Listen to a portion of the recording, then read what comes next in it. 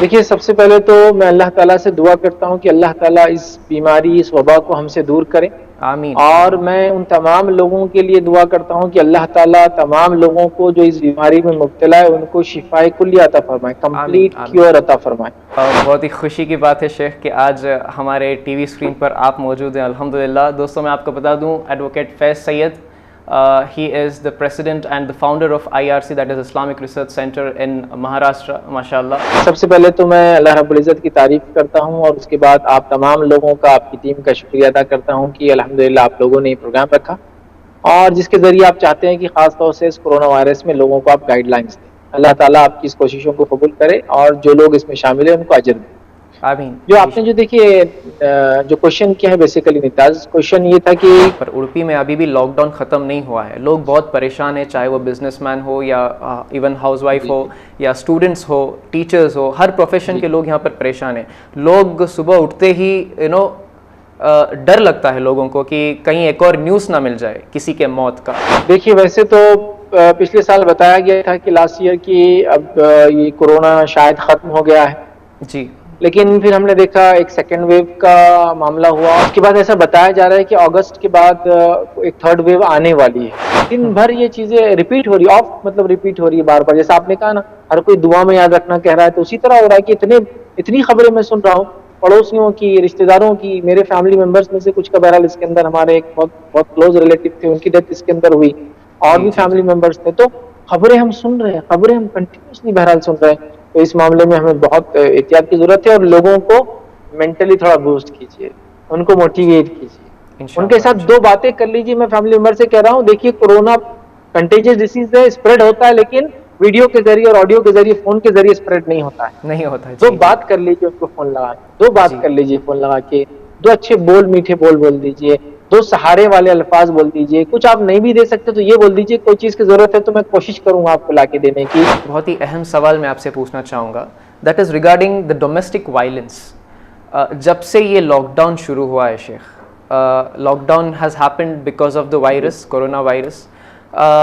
अब ये कोविड-19 के इस महामारी के दौरान लॉकडाउन भी पड़ गया। Lockdown created, may be it created many more problems being at home. Counselling centres में, हमारे आसपास के जितने भी काउंसलिंग सेंटर्स हैं, सभी का यही एक रिपोर्ट है कि लॉकडाउन के टाइम पे डिवोर्सेस ज़्यादा होते जा रहे हैं। ऐसा क्यों शेख? तो लॉकडाउन में ये जब ऐसे चीज़ें ज़्यादा हो जाती हैं तो we feel like we don't want this lockdown. तो आप ऐसे कपल्स को क्या मैसेज देना चाहेंगे? मियाँ बीवी के ताल्लुक से भी देखा कि अब बहुत ज़्यादा टेंशन और झगड़े हुए। मैं यहाँ ये गुजारिश करूँगा लोगों से, सही देखिए बात अल्लाह है। ताला की तरफ से बीमारी है, शिफा भी उसके पास है। ये सही बीमारी ने बात है। हमको कुछ सिखाया है, सीखना छोड़कर, नसीहत हासिल करना छोड़कर, ये अगर लड़ाई झगड़े हम शुरू कर देंगे और 2 ऐसे लोगों में लड़ाई झगड़ा जिनका रिश्ता बड़ा मुक़द्दस है, क्योंकि हाँ शैतान सबसे ज़्यादा कोशिश ये दोनों को अलग करने के लिए करता है। जी। आप डोमेस्टिक वायलेंस के साथ साथ एक और टॉपिक उठाया आप आंसर देते वक्त, दैट इज़ अबाउट डिप्रेशन। हर बार जब भी हम पैंडमिक की बात करते हैं, जी, कोरोना वायरस की बात करते हैं, कोविड-19, अभी तो और भी कुछ ब्लैक फंगस की बातें चल रही है, थर्ड वेव की बात करते हैं, बच्चे आने वाला जो वेव है वो बच्चों को अफेक्ट करेगा। ये सारे डरावनी चीज़ें हम हमेशा बहुत ज़्यादा उभार कर बोलते हैं, लेकिन जो एडवांटेजेस हैं, फ़ायदे के बारे में हम बहुत कम बात करते हैं। उसके आने से ह्यूमैनिटी ने कुछ ना कुछ तो सीखा है, चेंजेस बहुत कुछ ना कुछ हुए कुछ हैं तो जी। हाँ, चेंजेस आए हैं। देखिए, जी इसमें पहली चीज़ तो हमने ये देखा कि दुनिया फिज़िकली मिले बगैर भी चल सकती है। अभी देखिए, आप इंटरव्यू मेरा ऑनलाइन ले रहे हैं। जी जी जी जो जी आपने जो देखिए जो क्वेश्चन किया है बेसिकली निताज, क्वेश्चन ये था कि क्या अल्लाह ताला की आज़माइश है या ये कोई अज़ाब है या कोई सज़ा है?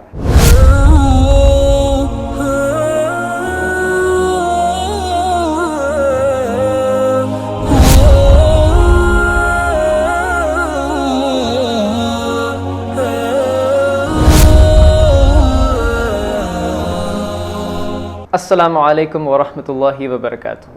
कहिए जनाब, दीजिए जवाब सीज़न 2 में आप सभी का हम इस्तकबाल करते हैं। मेरे अज़ीज़ दोस्तों, प्यारे भाइयों, बहनों और बुज़ुर्गों, हर बार की तरह आज के इस एपिसोड में भी हम आपके लिए बहुत ही ख़ास, बहुत ही इंपॉर्टेंट टॉपिक लेकर आए हैं, जो कि एक इस्लामिक टॉपिक होगा इंशाअल्लाह।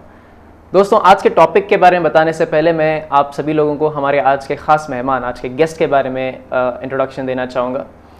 शायद कुछ लोग ऑलरेडी जानते होंगे हमारे आज के गेस्ट कौन रहेंगे, और बेहद खुशी के साथ मुझे उनका आज यहाँ पर इस्तकबाल करना पड़ रहा है। और बहुत सारे फॉलोअर्स, वो सिर्फ इंडिया में ही नहीं बल्कि अब्रॉड में भी इनके बहुत सारे फॉलोअर्स हैं, बहुत सारे चाहने वाले हैं।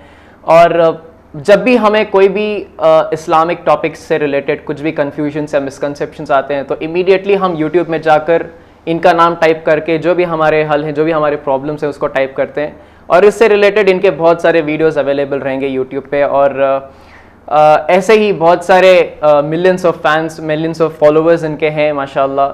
अगर आप इनके ऑफिशियल यूट्यूब चैनल पर जाकर देखेंगे तो ऑफ कोर्स बहुत सारे लोग देखे भी हैं, बहुत सारे लोग इनके लेक्चर्स सुने हैं, बहुत सारे लोग इनको पसंद भी करते हैं माशाल्लाह। और अल्हम्दुलिल्लाह अल्लाह ने हमें एक ऐसा मौका दिया है कि हम हमारे इस छोटे से शो में कहिए जनाब दीजिए जवाब के सीज़न 2 में इन्हें इन्वाइट करने का मौका मिला है अल्हम्दुलिल्लाह। और बिना वक्त को बर्बाद किए मैं उनका नाम बता ही देता हूँ, and he is none other than Sheikh advocate Faiz Syed साहब आज हमारे साथ यहाँ पर जुड़े हैं अल्हम्दुलिल्लाह। आइए हम इनका इस्तकबाल करेंगे। शेख अस्सलामु अलैकुम व रहमतुल्लाहि व बरकातहू। वालेकुम अस्सलाम व रहमतुल्लाहि व बरकातहू। बहुत ही खुशी की बात है शेख कि आज हमारे टीवी स्क्रीन पर आप मौजूद हैं अल्हम्दुलिल्लाह। दोस्तों मैं आपको बता दूं advocate Faiz Syed, he is the president and the founder of IRC, that is Islamic research centre in Maharashtra माशाल्लाह।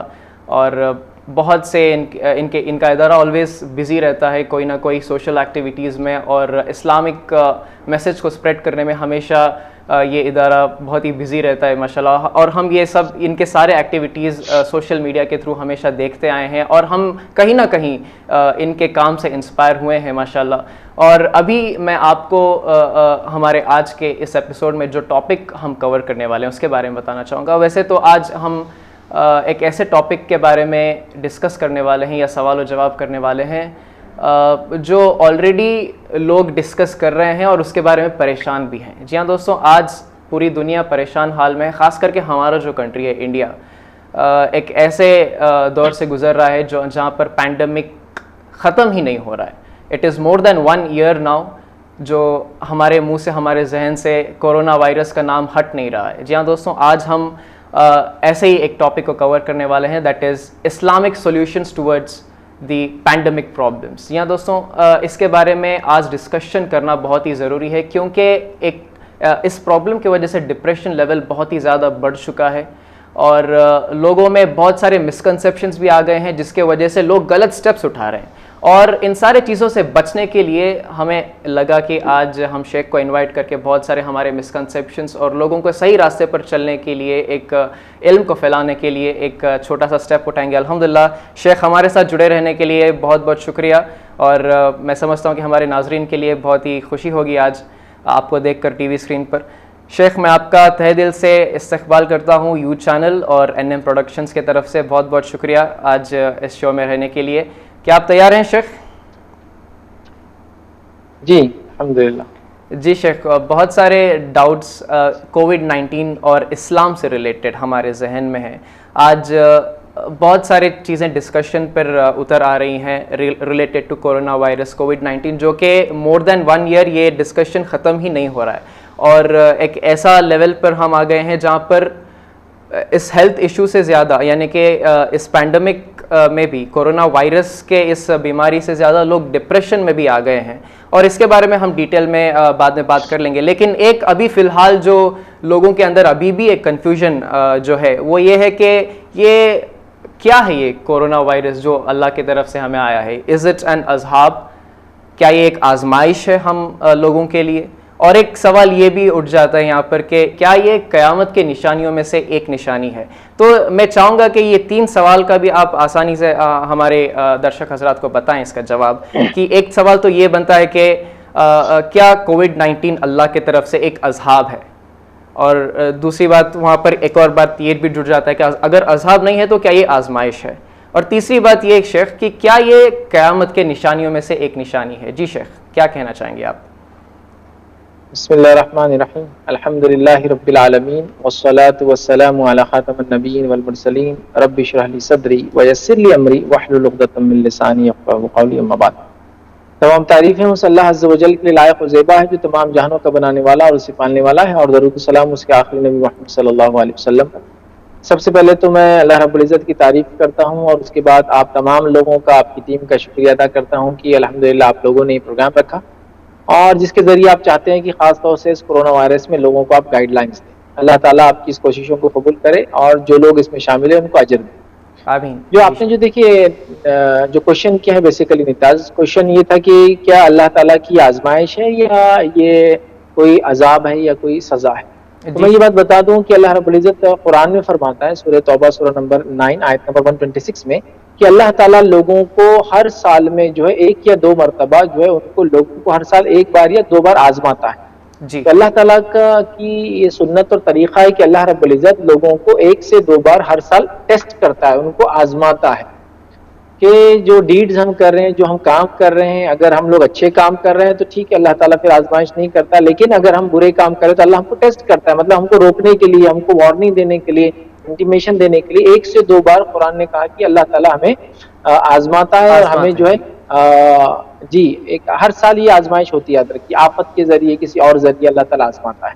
जी जी। तो मे भी ये कुछ लोगों के लिए आजमाइश हो और मे भी कुछ लोगों के लिए अजाब भी हो। यू मीन इट तो हम डिपेंड्स। जी चूंकि जब डिपेंड इसलिए कि देखिए जब तक अंबिया आते थे और अंबियाओं की कौम होती थी और अगर कौम पर ईमान नहीं लाती थी तो अल्लाह उनको अजाब देता था और पूरी कौम जी अजाब में मुब्तला हो जाती थी।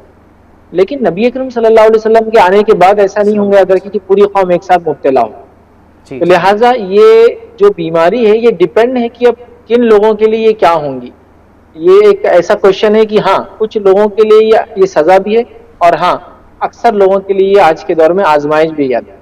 जी जी जी। जी। ओके जी। एक और सवाल मैंने आपसे किया था शेख कि is this a sign of the day of judgement, इसके बारे में क्या कहना देखिए चाहिए? इसको जी जैसा आपने कहा क्या ये कोई निशानी है क़यामत की, तो हाँ क़यामत की ये कोई अलामत हो सकती है क्योंकि नबी ओके। अकरम सल्लल्लाहु अलैहि वसल्लम की कई रिवायतें हैं जिसमें ये बातें आती है कि रोज़े क़यामत या क़यामत से पहले ऐसी बीमारियां होंगी जिसके बारे में हमने कभी सुना नहीं होगा। कुछ हम्म। रिवायतों में ये अल्फाज है जब दुनिया में जिनसी बुराइयां फैल जाती है तो उसके नतीजे में ये होता है कि अल्लाह ताला जो है ताउन को भेज देता है, जी एपिडेमिक्स को भेज देता है, डिसीजेस को आम कर देता है। जी तो जी। हाँ जी ऐसा हो सकता है कि ये क़यामत की निशानियों में से हो, लेकिन हम इसको इस तरह से नहीं लेंगे जैसा कुछ लोग इंटरप्रेट कर रहे हैं कि बस क़यामत अब बिल्कुल है, अब करीब है।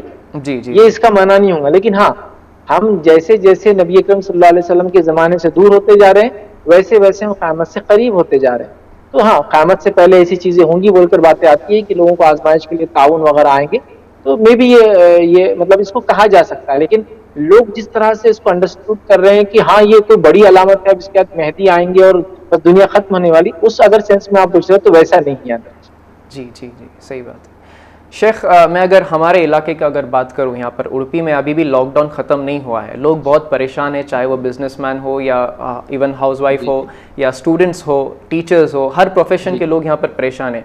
लोग सुबह उठते ही डर लगता है लोगों को कि कहीं एक और न्यूज़ ना मिल जाए किसी के मौत का। हालत आज यहाँ पर ऐसा है, डेथ रेट्स ज़्यादा हो रहा है या कम हो रहा है कुछ पता भी नहीं चल रहा है, लेकिन रोज़ हमें न्यूज़ मिल रहे हैं हमारे अपनों के किसी के मौत का। शेख एक सवाल मैं आपसे ये करना चाहूँगा कि जो शख्स इस बीमारी या पैंडमिक से गुजर रहे हैं और जो फैमिलीज़ अपने किसी फैमिली मेम्बर्स को खो चुके हैं इस दौरान, उनको आप क्या पैगाम देना चाहेंगे शेख? देखिए सबसे पहले तो मैं अल्लाह ताला से दुआ करता हूँ कि अल्लाह ताला इस बीमारी इस वबा को हमसे दूर करे।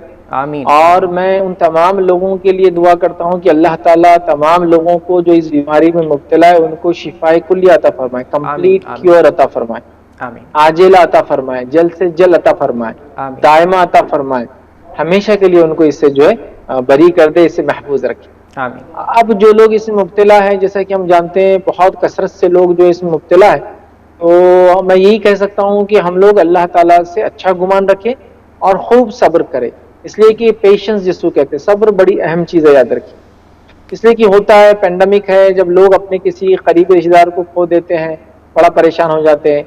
वो तो दूर की बात है, कोई बीमार हो जाता है बड़े परेशान हो जाते हैं। और बहरहाल परेशानी की बात तो है, बट हम इतने परेशान ना हो जाए कि अपने आप को नुकसान पहुंचा लें। तो मैं कहूँगा ऐसे सिचुएशन में तमाम लोगों को वो सब्र करे, पेशेंस रखें और साथ में इस्तग़फ़ार करे कसरत से, और साथ में कसरत से दुआएं करे अपनी हिफाजत के लिए और जो लोग बीमार है उनकी हिफाजत और शिफा के लिए, याद रखें। तो ये वो काम है जो हम कर सकते हैं, एक दुआ, दूसरा इस्तग़फ़ार और तीसरा सब्र करें इंशाअल्लाह। शेख बहुत बहुत शुक्रिया इस आंसर के लिए। उम्मीद है कि हमारे दर्शक हजरात इस आंसर से फ़ायदा उठाएंगे इंशाल्लाह। बहुत बहुत शुक्रिया शेख। शेख एक हिस्ट्री के बारे में मैं आपसे सवाल करना चाहूँगा, इस्लामिक हिस्ट्री के। Has their any such epidemic in Islamic history been before? Like how did the prophets or the Sahaba deal with it? क्या इस्लामी तारीख़ में इस तरह का कोई पैंडमिक या महामारी हो चुका है पहले, और आप सल्लल्लाहु अलैहि वसल्लम या उनके सहाबा ने इसे कैसे संभाला शेख? देखिए, नबी अकरम सल्लल्लाहु अलैहि वसल्लम के ज़माने में किसी पैंडमिक के बारे में मतलब बिल्कुल आपके दौर में आपके सामने हुआ ऐसा नहीं, आपके ज़माने में दूसरी जगह हुआ एक अलग बात है। ओके। तो नबी अकरम सल्लल्लाहु अलैहि वसल्लम ने क्या प्रिकॉशन या प्रिवेंशनरी मेजर्स बताए, उसमें देखिए आम बातें कुछ है, मैं आपके सामने रखता हूँ। पैंडेमिक के लिए खास नहीं, but it is general, her disease के लिए, बीमारी के लिए ऐसा किया जा सकता है। जी हाँ जी। नबी अकरम सल्लल्लाहु अलैहि वसल्लम के सामने जब बीमार और सेहतमंद ऊँटों का तस्करा हुआ, तो आपने कहा कि बीमार ऊँटों को सेहतमंद ऊँटों से अलग रखो। मतलब आपने सेग्रीगेशन का हुक्म दिया। जैसा आज इस पैंडेमिक में लोग कह रहे हैं कि क्वारंटाइन करना चाहिए, ओके, तो या बीमारों को अलग रखना चाहिए, उनके सेल्स, कोविड सेंटर्स अलग होना चाहिए। तो नबी अकरम सल्लल्लाहु अलैहि वसल्लम ने भी जब कोई डिसीज फैलता था तो उसको रोकने के लिए कहा कि ऊंट जो बीमार हो जाते थे, तो जिनको खुजली होती थी और जो अच्छे, कहा दोनों को अलग करो। तो इससे एक बात तो पता चली कि हर आदमी को जो सेहतमंद है, हेल्दी है, उसे प्रिवेंशन लेना चाहिए और बीमारी से बचने के लिए जो कुछ कर सकता है उसको करना चाहिए इंशाअल्लाह। तो ये नबी अकरम सल्लल्लाहु अलैहि वसल्लम के ज़माने में हमको मिलता है, याद रखिए। आप सल्लल्लाहु अलैहि वसल्लम ने कुछ लोगों से हाथ मिलाने से मना किया, रीजन बीइंग कि उनको कुछ ऐसी बीमारी थी जो कंटेजियस डिसीज था, तो आपने एहतियातन उनसे हाथ नहीं मिलाया। आप समझ रहे? या कुछ लोगों से कहा कि दूर भागो, ऐसे दूर भागो जैसे शेर से दूर भागते हो, क्योंकि उनको एक ऐसी बीमारी थी जो कंटेजियस डिसीज थी। तो इससे पता चलता है कि एहतियात करना चाहिए हम ऐसे उसमें, ये नबी अकरम सल्लल्लाहु अलैहि वसल्लम के ज़माने में। जी। अब इस्लामिक हिस्ट्री के अंदर अगर आप देखें तो एक वाकया इस तरह से तारीख तबरी में आता है कि उमर इब्न खत्ताब रजी अल्लाह अन्हु के दौर में एक ताउन फैल गया, एक एपिडेमिक डिसीज फैल गया। मतलब एक ऐसी बीमारी जो कंटेजियस थी और बहुत जल्दी, जैसा वाइल्ड फायर, जंगल की आग के जैसा फैल रही। जब वो फैली तो लोग काफी बीमार होने लगे। तो उस जमाने में हुआ ये कि जब ये बात जो है अमर बिन आस रजी अल्लाह अन्हु को पता चली, तो उन्होंने ये कहा, एक सहाबी थे, उन्होंने ये कहा कि ये जो बीमारी है ताउन, ये आग की तरह फैलता है, लिहाजा तुम लोग क्या करो, शहरों से निकल जाओ और शहरों से निकल के जो है जंगलों की तरफ और पहाड़ों की तरफ चले जाओ और एक दूसरे से अलग हो जाओ। तो लिहाजा सहाबा ने क्या किया और लोगों ने क्या किया, पहाड़ों की तरफ चले गए, मतलब बस्तियों को, शहरों को छोड़ दिया, क्योंकि वहां लोग जमा होते हैं ना, बस्तियों में छोड़ दिया और लोग एक दूसरे से रिवायतों में अलग हो गए। और जब लोग एक दूसरे से अलग हो गए, सेपरेट हो गए, दूर दूर रहने लगे, तो ये बीमारी चली गई। तो इससे पता चला कि इस्लामिक हिस्ट्री के अंदर ऐसा किया गया, जब बीमारी हुई तो लोग एक दूसरे से दूर हो गए, जिसको आज के जमाने में कहेंगे सोशल डिस्टेंसिंग कर लिया। अब चूंकि उस जमाने में उनके घर इतने बड़े नहीं थे कि सोशल डिस्टेंसिंग प्रैक्टिकली शहर में हो सके, तो वो लोग निकल के पहाड़ों और जंगलों में चले गए थे।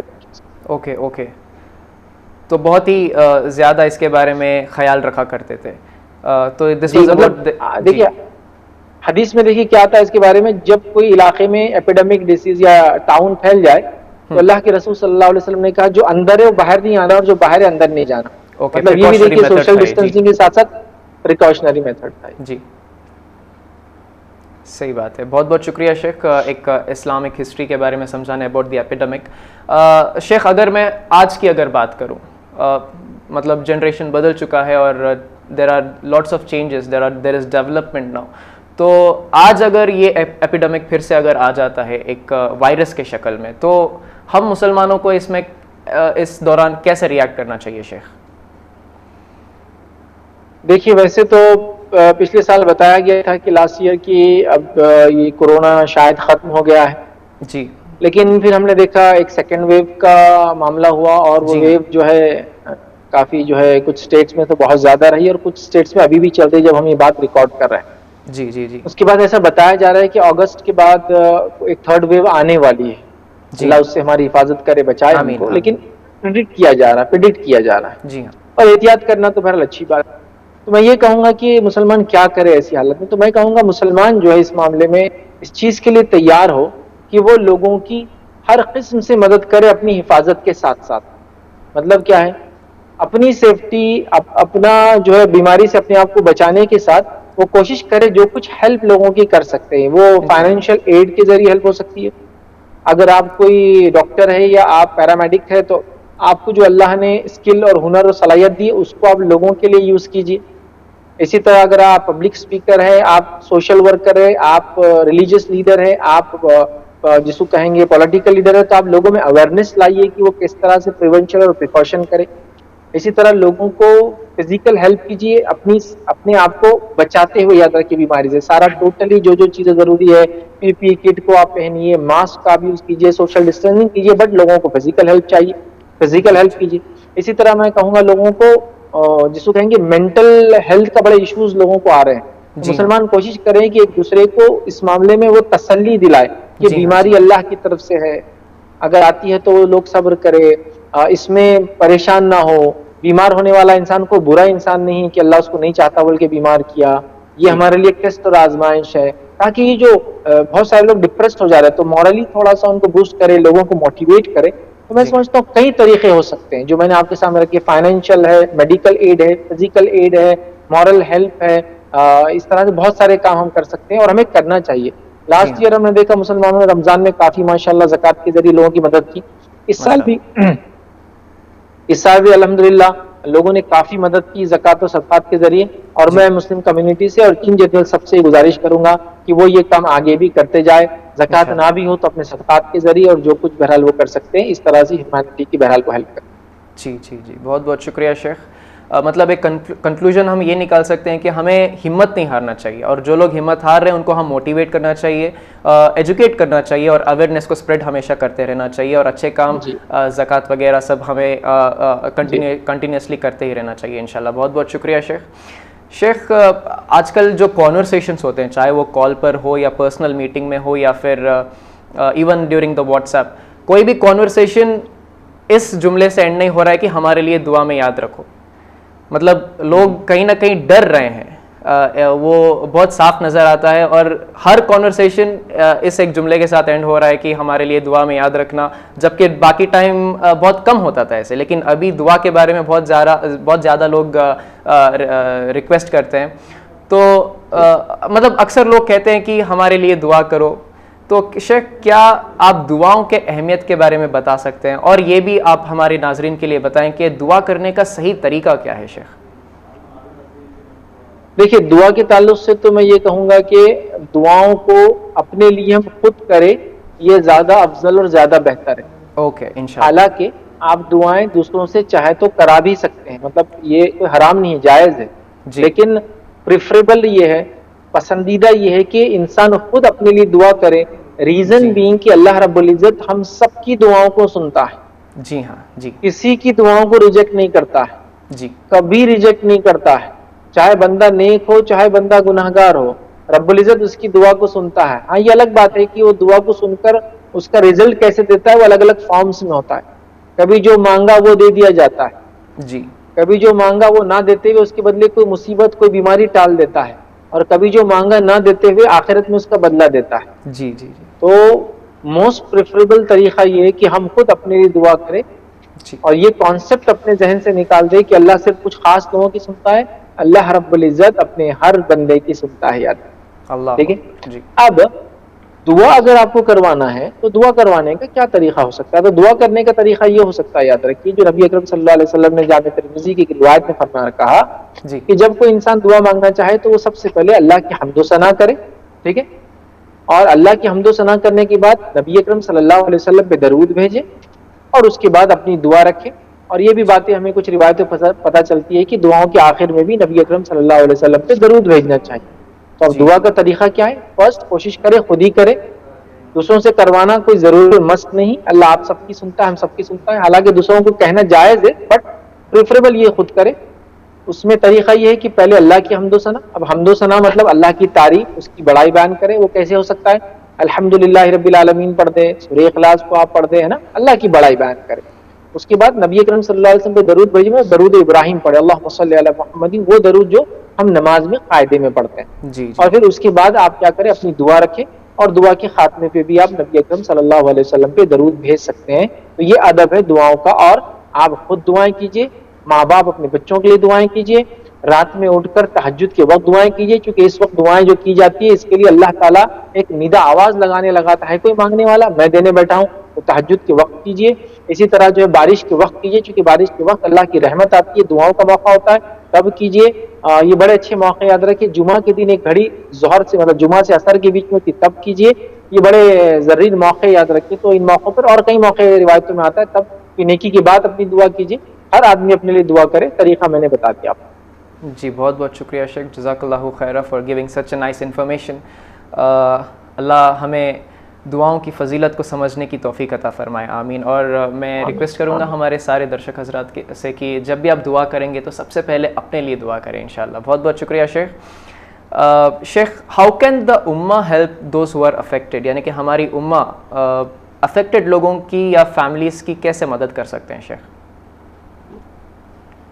देखिए, यहाँ एक चीज़ तो मैं आपको बता दूं कि जो लोग भी बीमार हैं, जो लोग भी तकलीफ में हैं, उनकी मदद करना हमारे लिए ज़रूरी है।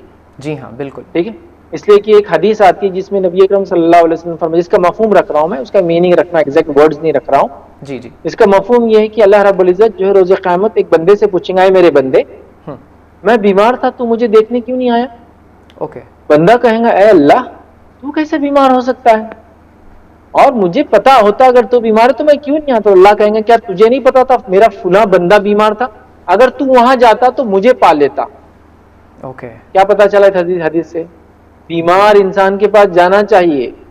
बीमार इंसान के इसलिए जाना चाहिए कि उसको तीमारदारी करे, उसको आप मेंटली मॉरली उसको सब्र करने की तलकीन करे।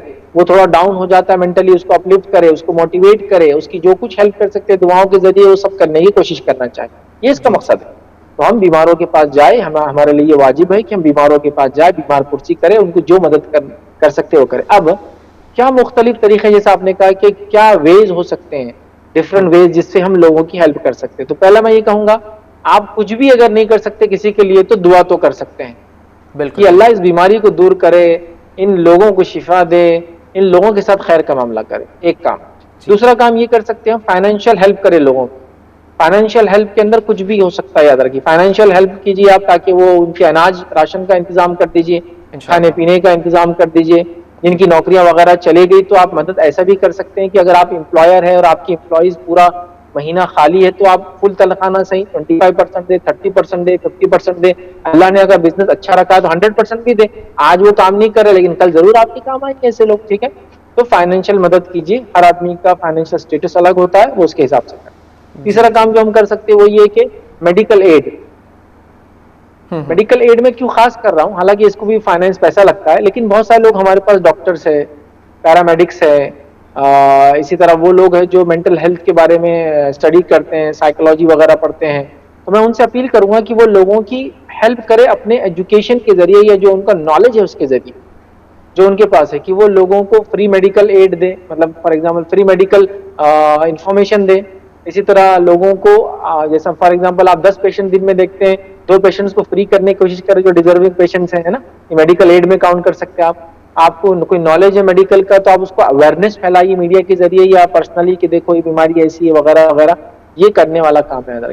इसी तरह फोर्थ काम जो हम कर सकते हैं वो फिजिकल मदद कर सकते हैं लोगों की। फिजिकल मदद में क्या हो सकता है, अपने सेफ्टी और सिक्योरिटी और प्रिकॉशन और प्रिवेंशन के साथ साथ हम क्या करें, लोगों की मदद करें। मैं ऐसे कई लोगों को जानता हूं कि जो घर के अंदर उनके सारे लोग बीमार हो गए, सबके सब कोरोना इफेक्टेड हो गए, सबके सब जो है कोविड पॉजिटिव हो गए।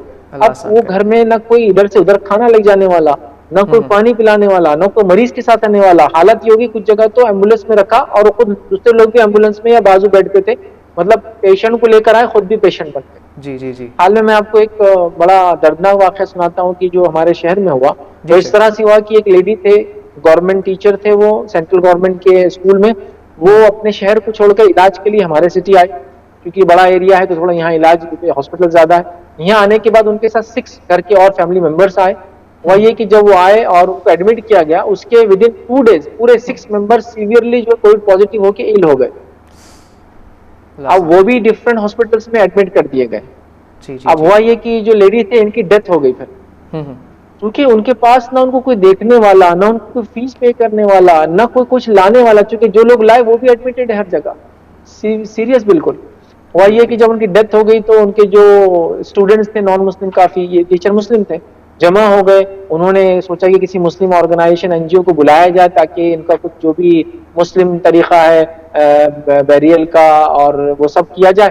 तो उन्होंने सेंटर पे हमारे आईआरसी पे कांटेक्ट किया, तो हमने वहां जाके देखा तो पता चला उनकी डेथ हो गई और 6 मेंबर ऑफ द फैमिली जो साथ आए थे सब डेथ है। अब फिजिकल उनको हेल्प की जरूरत है ना। अब खैर अब तो वो दुनिया से जा चुकी है, तो अल्लाह उनकी मग़फ़िरत करे, उनको रहम करे। बट आप देखिए कैसी कंडीशन है, फिजिकल भी लोगों को हेल्प चाहिए आपकी कि आप वहां रहे। लेकिन यहाँ मैं जो कहूंगा आपको गाइडलाइंस दूंगा, अपने सेफ्टी के बाद, प्रिवेंशन करने के बाद, वरना ऐसा ना हो कि आप दूसरों की मदद करने लग जाए और अपनी एहतियात और अपनी जिसको कहेंगे सेफ्टी आप भूल जाए। ठीक है, तो फिजिकल आज लोगों को मदद की जरूरत है। मेरे पास पैसा है लेकिन लोग देख रहे हैं पैसे वाले लोग पूरा का पूरा फैमिली बीमार होगी, क्या करेंगे पैसा। जी। तो उनको चाहिए लोग जो फिजिकली उनकी मदद करें, एनजीओज, सोशल वर्कर्स इसमें जरूर आगे जाए और अपनी एहतियात अपना सेफ्टी करते हुए ये काम करें। इसी तरह फिफ्थ किस्म की जो हेल्प मैं और आप कर सकते हैं ऐसे बीमार लोगों की, वो होंगी उनकी हौसला अफजाई करना, उनके मोरल को बूस्ट करना। जी हाँ जी। क्योंकि क्या हो गया, लोग मेंटली डिप्रेस हो गए इस बीमारी की वजह से।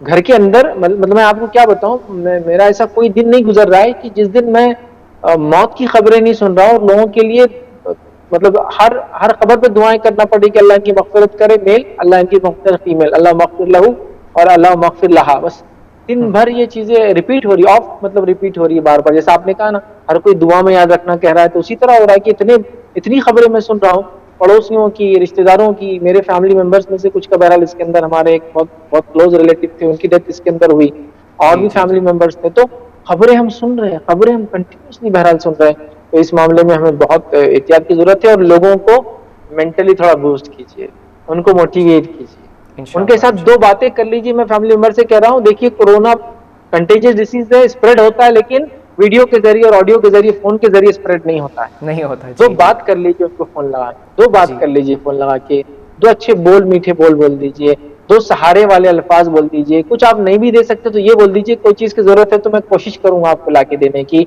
हम आधी रात को आपके लिए इंशाल्लाह खड़े रहेंगे, आपको कोई चीज की जरूरत है तो हमको बुला लीजिए फिजिकली, कुछ तो उनके लिए 2 अल्फाज बोलिए।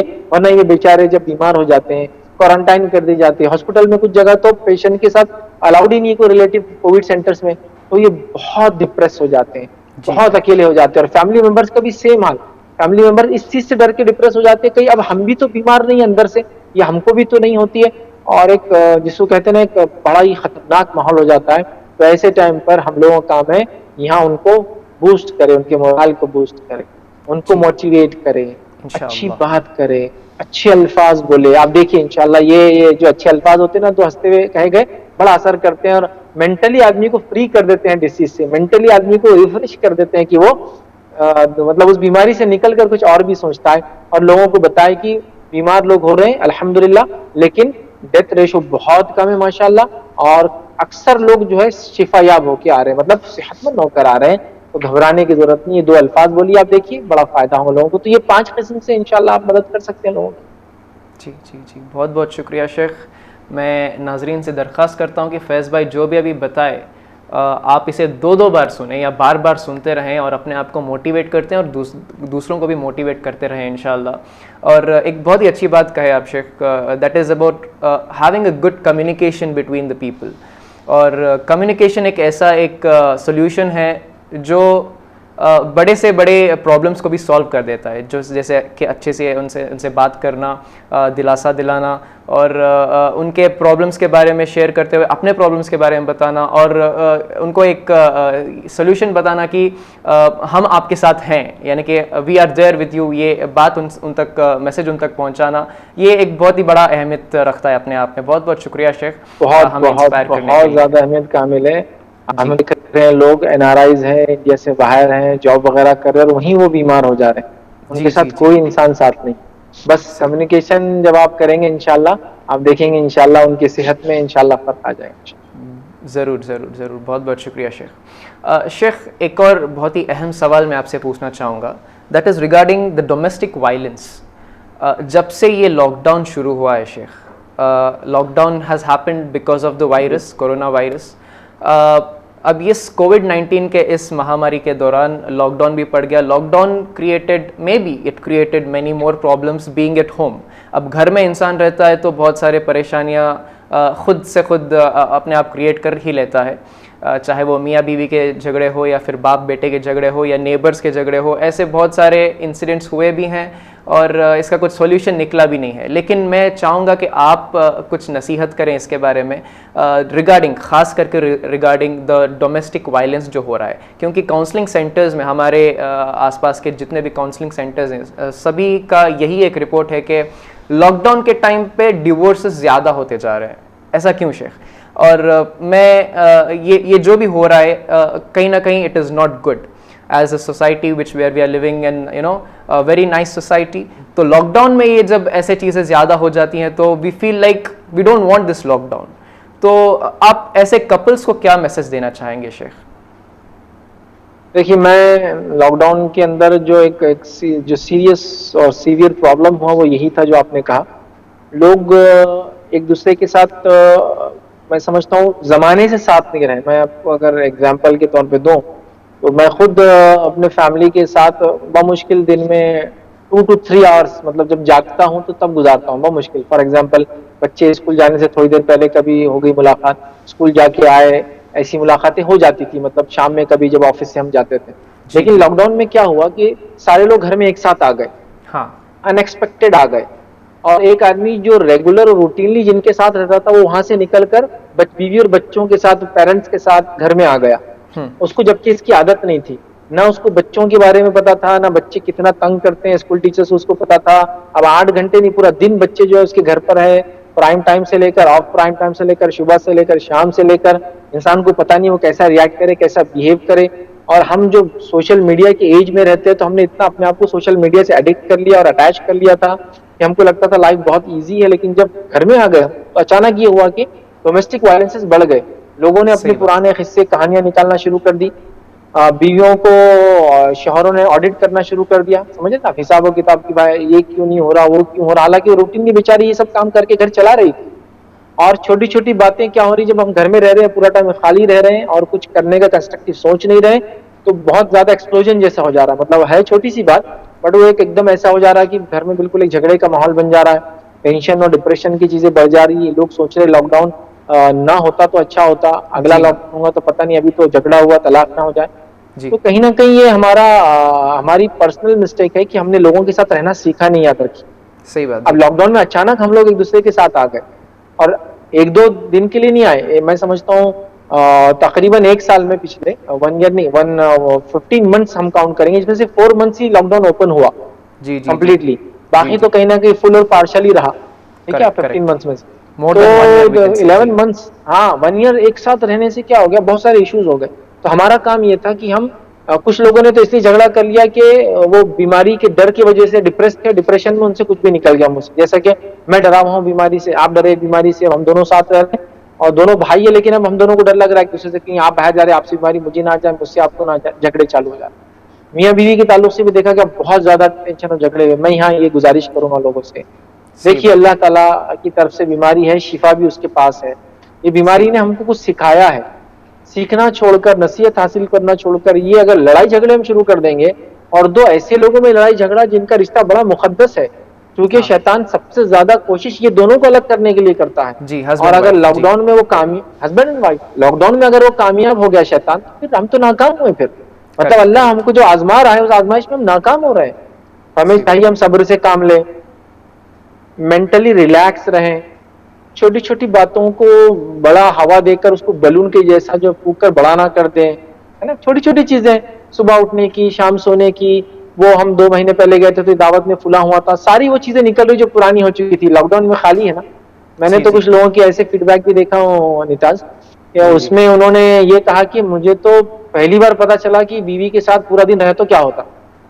मतलब 50 ईयर्स 60 ईयर्स की मैरिजेस है जिनकी, कभी साथ नहीं रहे। रीजन बीइंग कि बिजनेस पे है, बाहर थे, घर से 10-10 घंटे बाहर है, सुबह निकले शाम पहुंच रहे, 2-3 घंटे साथ। अभी क्या होगा, पूरा दिन एक दूसरे के सामने है जी। उन्होंने कहा कि हाँ साथ में, तो मतलब वो कहने लगे कि मुझे मैनेज करना नहीं आ रहा कि साथ में कैसे रह चुके, इतनी देर हम कभी साथ में रहे, आप समझे।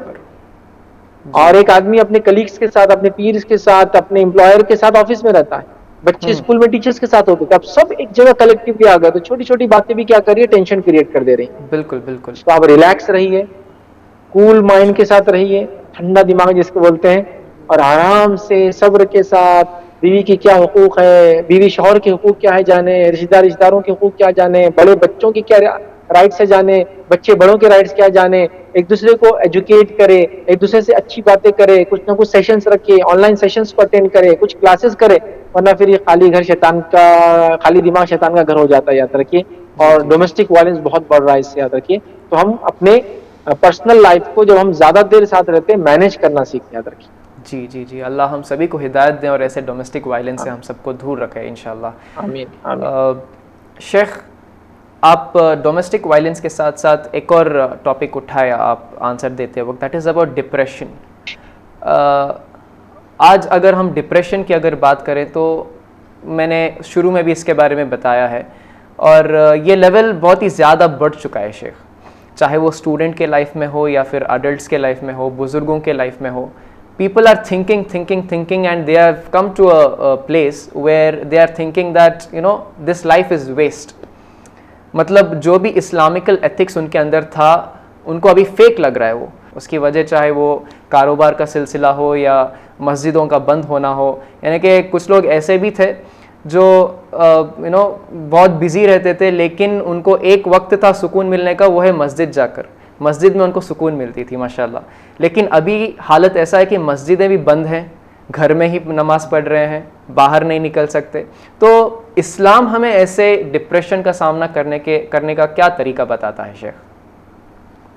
देखिए, इसमें मैं जो डिप्रेशन की जो रीजंस मैं देख रहा हूँ, ये खासतौर से पैंडेमिक में, तो कुछ बड़े बड़े रीजंस हैं जो मेरे जहन में, जिसमें से एक रीजन ये है कि लोग जो है जिसको हम कहते हैं बीमारी की डर से डिप्रेस हो जाना। जी हाँ, मतलब मुझे बीमारी लग तो नहीं जाएंगी, कहीं मैं बीमार तो नहीं हो गया हूँ। कुछ लोगों का हाल ये कि पूरा दिन ऑक्सीमीटर साथ लेके रख रहे हैं, थर्मामीटर साथ रख रहे हैं, वो गन से अपने आप को एक बार वो फ्लैश करके देख ले रहे हैं बीमार तो नहीं हूँ। ऑक्सीमीटर हर 10 मिनट, ठीक है बीमारी आ सकती है, लेकिन हर 10 मिनट में ऑक्सीमीटर लगाना तो मैं समझता हूँ कोई सोल्यूशन नहीं। जी, रोज खबरें सुनकर भी लोग घबरा गए हैं। हाँ, तो वो एक्चुअली बीमारी होने के डर से डिप्रेस है। जी। और जब आदमी डिप्रेस होता है ना, तो फिर वो उसकी सोशल लाइफ भी डिस्टर्ब हो जाती, और साथ में उसकी रिलीजियस लाइफ भी डिस्टर्ब हो जाती है, उसकी फैमिली लाइफ भी डिस्टर्ब हो जाती है, उसकी बिजनेस लाइफ भी, सब पूरी लाइफ डिस्टर्ब हो जाती है। तो पहला मैं लोगों से कहूंगा, बीमारी के डर से डिप्रेस मत होइए, इसलिए कि अल्हम्दुलिल्लाह सुम्मा अल्हम्दुलिल्लाह, आप अगर रिकॉर्ड्स को देखेंगे तो रिकॉर्ड्स ये बता रहे हैं कि मेजॉरिटी, मोर देन 97% लोग बीमारी से क्योर होके निकल रहे हैं। अल्हम्दुलिल्लाह, माशाअल्लाह। तो इससे डिप्रेस मत होइए आप। जी। एहतियात कीजिए, प्रिकॉशन लीजिए, प्रिवेंशन कीजिए, सोशल डिस्टेंसिंग कीजिए, मास्क यूज कीजिए, सैनिटाइजर्स यूज कीजिए, जो करना है सेफ्टी के लिए कीजिए, जो मेडिकली एस्टैब्लिश चीजें, और डरिए जो भी गवर्नमेंट की गाइडलाइंस हमें फॉलो करनी चाहिए। जी, गाइडलाइंस, जी गाइडलाइंस गवर्नमेंट से आ रही, सेंट्रल गवर्नमेंट से आ रही, कॉर्पोरेशन से आपको दे रहे हैं, आप उसको फॉलो कीजिए। तो पहला, बीमारी के डर से लोग डिप्रेस हो। दूसरा, मैं देख रहा हूँ कि लॉकडाउन में अकेलेपन से लोग डिप्रेस है। अकेलेपन मतलब लोनलीनेस। जी। मतलब क्या हो रहा है, लॉकडाउन लग गया, आप चलो घर में जिसके ज्यादा मेंबर है तो वो तो ठीक है, लेकिन जिसके घर में कोई नहीं, एक आदमी, 2 आदमी, अब मियाँ बीवी अकेले रह रहे कि ऊब जा रहे हैं, परेशान हो रहे हैं। और पिछले साल तो जो स्ट्रिक्ट लॉकडाउन था काफी, ये साल तो थोड़ा उतना नहीं, उतना लॉन्ग टर्म के लिए भी नहीं हुआ लॉकडाउन स्ट्रिक्टली जी, लेकिन इतना ऊब गए थे लोग। तो इसमें क्या हो रहा है, लोनलीनेस, मतलब अकेलेपन से हो जा रहे हैं। तो इस मामले में मैं कहूंगा लोगों को लोनलीनेस को खत्म करने के लिए एक दूसरे को खूब कॉल कीजिए। आजकल कॉल्स मैं समझता हूँ बहुत फ्री होती है, तकरीबन नेटवर्क से फ्री है, प्लस वीडियो कॉल्स फ्री है। खूब एक दूसरे से बात कीजिए, तो लोनलीनेस थोड़ा सा कम होता है और आदमी एक शेयरिंग मूड में आता है। और खासतौर से वो लोग जो स्टूडेंट्स थे, कहीं गए हुए थे और वहां अटक गए, खासतौर जो एनआरआई थे जो बाहर गए, फैमिली कोई साथ नहीं यहाँ है, खासतौर से वो लोग जिनके फैमिली मेंबर्स एनआरआई थे वो अकेले यहाँ है, एक दूसरे से खूब बातचीत करें, आस पड़ोस में बातचीत करें, है ना, दूर से खिड़की में तो बात हो सकती है एक दूसरे से, तो बातचीत करें। तो ये लोनलीनेस जो डिप्रेशन हो रहा है इंशाल्लाह दूर। थर्ड जो चीज मैं देख रहा हूँ, जो डिप्रेस लोग जिस चीज की वजह से हो रहे, याद रखिए, वो है फाइनेंशियल लॉसेस की वजह से। जी हाँ जी, बिजनेस के लॉस की वजह से, या इकोनॉमिकल लॉस बोलिए, कॉमनली इकोनॉमिकल लॉस की वजह से लोग बहुत डिप्रेस हैं। तो मैं उन लोगों से ये कहूंगा जो इकोनॉमिकल लॉसेस से डिप्रेस हो रहे हैं, डिप्रेस मत होइए, हिम्मत रखिए। बड़े बड़े बिजनेसमैन को आप देखिए कितनी बार दुनिया में डूबे हैं वो, और डूब के फिर उभरे हैं वो, याद रखिए, है ना।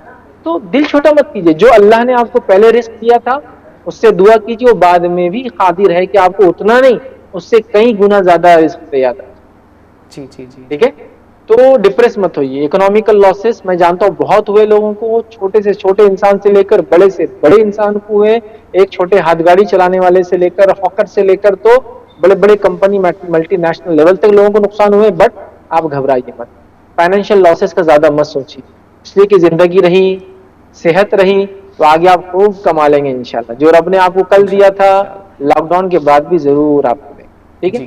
थर्ड चीज है, जो चीज हमको डिप्रेस कर रही है वो ये है कि सोशल स्टिग्मा जो लगा हुआ है बीमार होने के बाद कि लोगों को क्या बोले क्या हुआ, बहुत बड़ा मसला है। मतलब फॉर एग्जाम्पल कोई मिस्टर ए है और वो बीमार हो गया, उनको हो गया कोरोना, ओके, वो पॉजिटिव आ गए कोविड-19।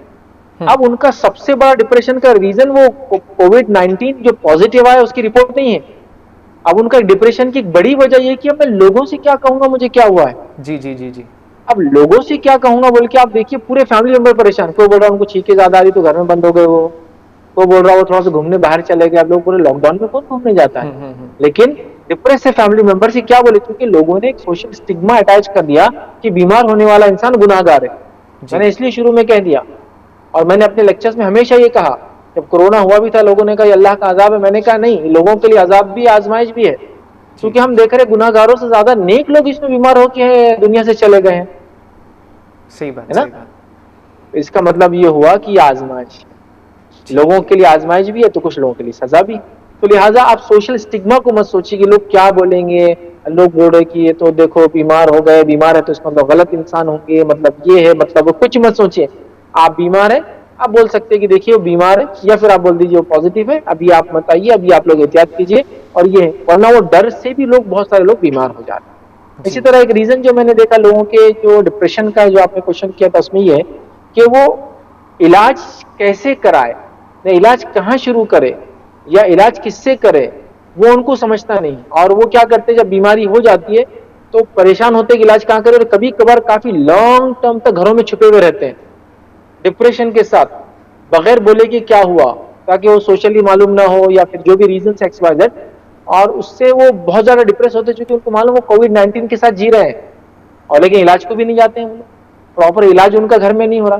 तो मैं कहूंगा देखिए, कोविड से डर कर घर में मत रहिए, लोग क्या बोलेंगे सोच के घर में मत रहिए, निकलिए, इलाज के लिए जाइए। अल्लाह ने पैसा दिया है तो, नहीं दिया है तो लोगों को, एनजीओज को अपील करे, अपने मुस्लिम भाइयों को, रिश्तेदारों को अपील करे कि आपका इलाज करो, जी जी, परेशान मत हो। इसी तरह एक और चीज मैंने देखा हूँ जिस चीज की वजह से लोग बहुत डिप्रेस हैं, याद रखिए, वो है गैर गलत खबरें। हाँ, fake news, fake news, fake. अभी देखिए मैं आपको एक बताता हूँ, एक न्यूज जस्ट मैं समझता हूँ 4 to 5 days बैक वायरल हो गई थी कि फ्रेंच नोबेल प्राइज विनर कोई साइंटिस्ट थे, उन्होंने ये बोल दिया कि जितने लोगों ने वैक्सीनेशन लिया वो 2 साल में मर जाएंगे। जी हाँ, ये बहुत ही ज्यादा वायरल हुआ था जी। हाँ, बहुत वायरल हुआ, और लोग इस पर यकीन भी करने लगे, और बहुत सारे लोग व्हाट्सएप स्टेटस पर भी लगाए, बहुत वायरल हुआ था जी। हाँ, बहुत वायरल हुआ, फेक था। उसका जब फैक्ट चेक किया गया तो पता चला वो साइंटिस्ट ने कभी वो बात कही नहीं। अब ये फेक न्यूज जो हवा क्रिएट करते हैं ना, जी जी, ये जो माहौल बिगाड़ते हैं ना, ये जो लोगों का, आप सोचिए कितने करोड़ ऑफ, मतलब करोड़ में लोग इंडिया में डिप्रेस हो गए थे सिर्फ जिसने वैक्सीनेशन लिया, अगर ये न्यूज सुनी कि मर जाते 2 साल। फालतू बात थी एकदम, कोई इसकी रियलिटी नहीं थी याद, बट न्यूज थी, मतलब लोगों ने फैलाई झूठी न्यूज। तो ये सच्ची और जो झूठी खबरें जो मिक्स होकर आ रही है ना, ये बेड़ा गर्क कर दे रही। तो मैं कहूंगा लोगों से कि व्हाट्सएप से आपका जो है ग्रेजुएशन मत कीजिए जी जी, और व्हाट्सएप के ग्रेजुएट और व्हाट्सएप के जर्नलिस्ट मत बनिए। जी जी, हमको न्यूज को, फैक्ट्स को देखना है। ये फेक न्यूज और ये सब चीजों ने बहुत डिप्रेस किया लोगों को, बल्कि कुछ लोगों ने तो ये फेक न्यूज के चक्कर में बीमार नहीं थे तो टेंशन लेके मसले में पड़ गए, बीमार नहीं थे तो खुदकुशियां कर ली, हमने खबरों में पढ़ा। जी जी जी जी, तो बिल्कुल ये मत कीजिए। बड़ा वायरस तो शायद व्हाट्सएप में ही छुपा हुआ है जी। हाँ, बस ये न्यूज़ेस क्रिएट कर दे रही कि कोविड-19 के पॉजिटिव लोग कम है, इससे इफेक्टेड लोग मिलियंस और बिलियंस में चले गए आज। और आखिरी चीज जो मेरे जहन में, जो लोग बीमार डिप्रेस है, वो ये है कि मशवरा देने वाले सही लोग नहीं हो, सजेशंस देने वाले लोग नहीं आसपास, कि मैं बीमार हो गया, मैं पॉजिटिव हूँ, क्या करूं, किसी को कुछ नहीं मालूम क्या करना है। और जब वो कुछ भी बातें बोल देते हैं, तुम घर में छुप जाओ, निकलो मत बाहर, किसी से मिलो मत, किसी से मिले थे क्या उनको बोल दो, तो उससे भी मसला होता है, तो उससे लोग डिप्रेस होते हैं। या तुम्हारे वजह से हम बीमार हो गए, देखो तुमसे हमको बीमारी लग गई, ये सब मत बोलिए, इससे डिप्रेशन फैलता है। और इसके उलट बीमारी जिसको लगी वो ये कहे कि बीमारी अल्लाह की तरफ से थी, हमने एहतियात की फिर भी हुई है, हम अल्लाह से दुआ करेंगे, अपना इलाज करवाए, अल्लाह से दुआ करें, इंशाल्लाह अल्लाह शिफा दे। तो ये चंद रीजंस थे जो मुझे लगे कि डिप्रेशन की वजह बन रहे हैं आज के इस मामले। जी, बहुत बहुत शुक्रिया शेख, बहुत ही साफ़ अंदाज से हमें समझाने के लिए और हमें इंस्पायर करने के लिए। दोस्तों, उम्मीद है कि आप सभी लोगों को हमारे आज के गेस्ट एडवोकेट फैज़ सैयद साहब का ये आंसर पसंद आया होगा और आप अपने लाइफ में इसे अप्लाई करेंगे इंशाल्लाह, ऐसा हम उम्मीद करते हैं। और हमेशा याद रखें दोस्तों कि हेल्थ को हमेशा फ़र्स्ट प्रेफरेंस देना चाहिए। Without health you can not do anything, not even your इबादत। तो इंशाल्लाह हम सभी लोगों को अल्लाह अच्छे सेहत से नवाजे और हमेशा अपने हेल्थ का ख्याल रखें इंशाल्लाह। बहुत बहुत शुक्रिया शेख, बहुत सारे सॉल्यूशंस। एक चीज जो आपने मुझसे पूछी थी उसमें मैं एक चीज और ऐड कर देता हूँ। आपने वो नमाज के बारे में कहा था कि लोग मस्जिद नहीं जा पा रहे। जी, लेकिन मैं यहाँ क्लेरिफिकेशन ये देना चाहता हूँ कि मस्जिद में जाकर ही नमाज पढ़ना ऐसी हालत में जरूरी नहीं है। जी हाँ। तो लिहाजा ऐसा ना हो कि हम लोग मस्जिद में जाकर ही ये समझे नमाज होती है ऐसी। ये जो स्पेशल कंडीशंस है इसके अंदर आप घर पर भी पढ़ सकते हैं। जी, और घर पर आपको फायदा ये होगा कि जिंदगी में हमने कभी ऐसा किया नहीं, बट घर में जमात बनाने का, इसी बहाने घर के मर्द और बच्चे एक साथ नमाज पढ़ेंगे, इसी बहाने औरतें भी नमाज पढ़ लेंगी जमात के साथ, है ना। बिल्कुल, इसमें भी हमारे लिए रिलीजियस सुकून है। जी हाँ, रिलीजियस वाइज हमको अल्हम्दुलिल्लाह इस पैंडेमिक से कोई इशू नहीं हुआ। हाँ, ये अलग बात है कि मस्जिद में जाकर जो नमाज पढ़ने की फजीलत थी वो हम हासिल नहीं कर पाए, लेकिन इसका मतलब बिल्कुल ये नहीं कि अजर जाया हुआ। एक सही मुस्लिम की रिवायत है कि आप सल्लल्लाहु अलैहि वसल्लम फरमाया, अगर कोई इंसान बीमार हो जाता है लेकिन वो जब वो सेहतमंद होता है, वो मस्जिद में जाके नमाज पढ़ता है और उसकी नीयत की होती बीमारी में कि मस्जिद में जाके नमाज पढ़ूं, तो अल्लाह ताला उसको मस्जिद में नमाज पढ़ने का ही सवाब देता है। माशाअल्लाह। जी, तो अल्हम्दुलिल्लाह इस्लामिकली हमको इससे कोई मसला नहीं हुआ। मस्जिद में ना जाने के बावजूद भी अल्लाह ताला हमारी बातों को इंशाल्लाह कबूल करेगा और जैसी पैंडेमिक खत्म होंगी फिर मस्जिद जाना शुरू कर दीजिए। जी जी जी, इंशाल्लाह वो दिन बहुत जल्दी आएंगे इंशाल्लाह। तो कंक्लूजन यही है दोस्तों कि डिप्रेस ना हुई, हर प्रॉब्लम का कुछ ना कुछ सोल्यूशन ज़रूर है और ये आपको इस्लामिकली अभी हमें शेख हमें समझाए। बहुत बहुत शुक्रिया शेख, बहुत सारे सोल्यूशंस आप हमें बताए, बहुत सारे प्रॉब्लम्स हम यहाँ पर डिस्कस किए। एक सवाल एंड करने से पहले मैं आपसे ये पूछना चाहूँगा कि पैंडेमिक से हमें क्या सीख मिलती है शेख? जी, पैंडेमिक से देखिए क्या सीख मिलती है, तो हम बहुत सारी चीजें देखिए। पैंडेमिक वैसे तो इससे काफी इंसानियत को नुकसान हुआ, हम जानते हैं, काफी लोग बीमार हुए, काफी सारी चीजें, बट जैसे कि हम जानते हैं हर कॉइन के दो पहलू होते हैं और कुछ ना कुछ तो बहरहाल हम हर चीज से सीखते हैं। तो पैंडेमिक में हमने क्या सीखा, तो मैं ये कह सकता हूँ कि हमने ये सीखा कि हमें हर हाल में अल्लाह का शुक्र अदा करना चाहिए, चाहे हम सेहतमंद हो चाहे हम बीमार हो, है ना। अल्हम्दुलिल्लाह अला कुल्ली हाल, वो सीखा हमने। हर हाल में हमने अल्लाह का शुक्र अदा किया। पैंडेमिक में हमने ये सीखा कि जरूरत के मुताबिक माल कैसे कम खर्च करना चाहिए और लोगों की कैसे मदद करना चाहिए। जी, ये भी पैंडेमिक में सीखा हमने, वरना हम समझ रहे थे हमारा माल सिर्फ हमारा है, हम ही इसके मालिक हैं। लेकिन हमने देखा कि पैंडेमिक में लोग दुनिया से चले जा रहे हैं, तो माल डिस्ट्रीब्यूट करने की चीजें, लोगों की हेल्प करने का मौका। इसी तरह हमने देखा कि घर वालों से उसने सुलूक और अखलाक से कैसे पेश आए, क्योंकि सालों साल लोग घरों में नहीं थे, दूर थे। जब साथ रहे तो हमको कहीं ना कहीं कुछ ना कुछ सीखा हमने कि साथ रहने के क्या फायदे और साथ रहने में कैसे रहना चाहिए दूसरे के साथ। जी, इसी तरह हमने दीनी और दुनियावी इल्म भी सीखा। काफी लोगों ने क्लासेस लगाई, काफी लोगों ने, मैंने देखा, पीएचडी जल्दी कर लिया, जिनके पीएचडी काफी पेंडिंग थे, रीजन बीइंग कि टाइम नहीं मिलता था, अभी फुल टाइम था उनके पास, है ना। तो हमने ये भी देखा। इसी तरह हमने एहतियात कैसी करना बीमारी में वो सीखा, और अल्लाह ना करे फ्यूचर में अगर ऐसी बीमारी ह्यूमैनिटी के पास आती है तो ह्यूमैनिटी ने एक लेसन लर्न किया कि आगे कैसे लड़ेंगे बीमारियों से और क्या करेंगे, प्रिकॉशंस लेंगे।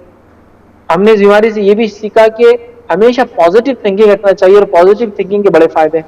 जी, नेगेटिव थिंकिंग डिप्रेशन की तरफ ले जाती है, ये हमने सीखा। हमने इसमें ये भी सीखा कि हर नफा और नुकसान का मालिक अल्लाह ताला है। बेशक बेशक। जी, हम लोग कुछ भी अपने लिए फायदा नहीं कर सकते और कुछ भी अपना नुकसान नहीं कर, जब तक कि अल्लाह ना चाहे, और कोई भी हमारा नुकसान नहीं कर सकता और कोई हमें फायदा नहीं पहुंचा सकता जब तक अल्लाह ना चाहे।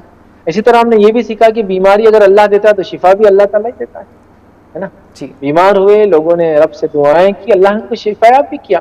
तो बीमारी एक टेस्ट थी, काफी सारे उसके मतलब बुरे इफेक्ट्स थे, तो उसके कुछ ना कुछ पॉजिटिव पॉइंट्स भी बहरहाल हमने देखे जो ह्यूमैनिटी को, इंसानियत को, मुसलमानों को। जी हाँ, जी जी जी। ये मैं समझता हूँ कि एक ह्यूमन टेंडेंसी है कि जब भी कुछ प्रॉब्लम आ जाए तो उसमें से हम सिर्फ डिसएडवांटेजेस ही निकालते हैं, एडवांटेज के बारे में कोई बात भी नहीं करता, कोई इसके बारे में सोचता भी नहीं है। हर एक चीज़ में नुकसान और फ़ायदा दोनों हासिल कर सकते हैं।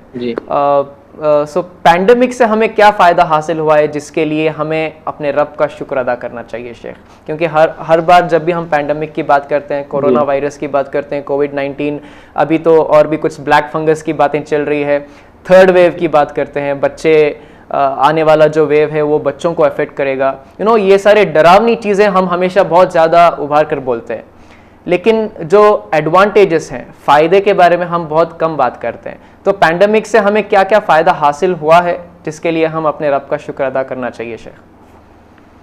देखिए, इन जनरल तो मैं कहूँगा पैंडमिक से, उसकी ज़ात से तो हमने कोई फ़ायदा हासिल नहीं किया। जी, मतलब कोरोना 19 से तो कुछ हमको नहीं मिला, कोविड-19 से, लेकिन उसके आने से ह्यूमैनिटी ने कुछ ना कुछ तो सीखा है, चेंजेस बहुत कुछ ना कुछ तो चेंजेस आए हैं। देखिए, इसमें पहली चीज तो हमने ये देखा कि दुनिया फिजिकली मिले बगैर भी चल सकती है। बिल्कुल जी।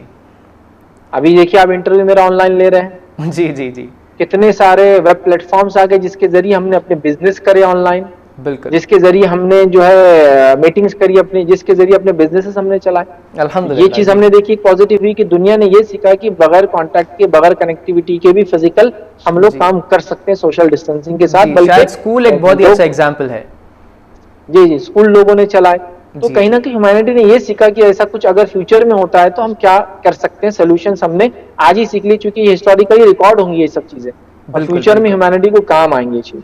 दूसरा, हम देखते हैं कि बिजनेस बंद हुए, हमने देखा, लेकिन हमने ये भी देखा कि हमारे रब ने उस बिजनेस के बंद होने के बावजूद भी हमको खिलाया और हमको पिलाया। तो हमने अल्लाह की कुदरत देखी कि कैसे अल्लाह रब्बुल इज्जत ने लोगों को खिलाया और पिलाया, इस हालत में भी कि जब हम बिजनेस नहीं कर पा रहे थे, है ना। दुनिया की लॉट मेजॉरिटी इसको कहेंगे वो भूखी प्यासी नहीं थी, मतलब बिजनेस तो बंद हुए लेकिन कहीं ना कहीं से रोजी रोटी का इंतजाम हो रहा था, हो ही रहा है जी, घर चल रहे थे ना जी। कितनी बड़ी बात है ना।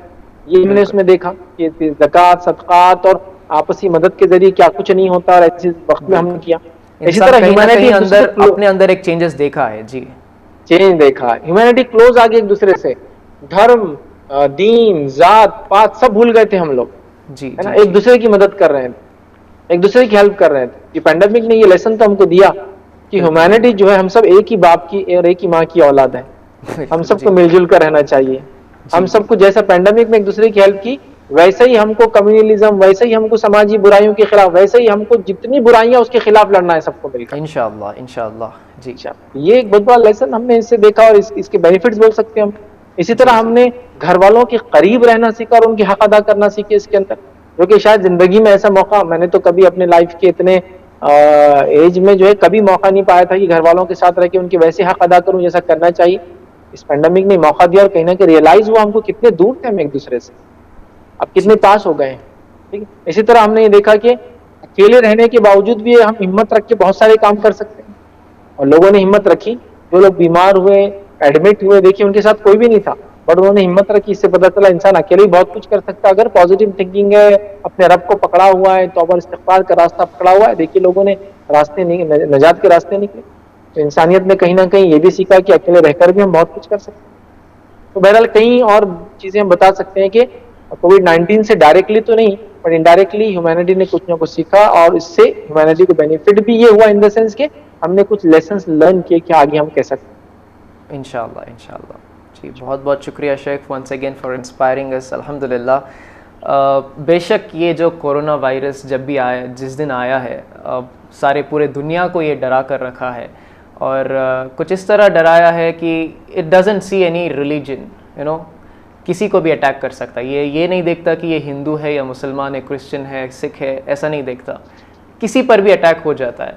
और गोरा है, काला है, ये भी तो नहीं देखता। तो it is definitely a pandemic where everybody have to think about it, and हर एक को अपने हेल्थ के बारे में फर्स्ट प्रेफरेंस देना है। जैसे कि आज का जो कंक्लूजन है, मैं यही कह सकता हूँ कि हमेशा हमें अपने हेल्थ को फर्स्ट प्रेफरेंस देना है।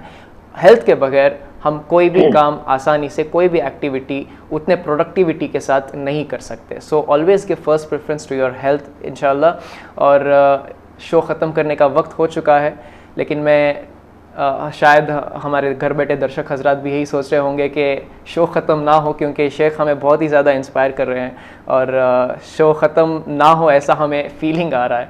लेकिन हमारा जो टाइम स्लॉट दिया गया है वो बहुत लिमिटेड है, लेकिन फिर भी जो मौका हमें अल्लाह ने दिया है उसके लिए बहुत बहुत शुक्रगुजार हैं हम अल्लाह का, और आपका भी शेख बहुत बहुत शुक्रिया हमारे लिए टाइम देने के लिए। लेकिन जाने से पहले मैं चाहूँगा कि आप हमारे घर बैठे नाजरीन जितने भी दर्शक हजरात आज इस शो को देख रहे हैं, कहिए जनाब, दीजिए जवाब। मैं चाहूँगा कि आप उनको एक आखिरी मैसेज दें जाने से पहले regarding the same topic. So शेख, what do you have to say about this particular topic to our audience?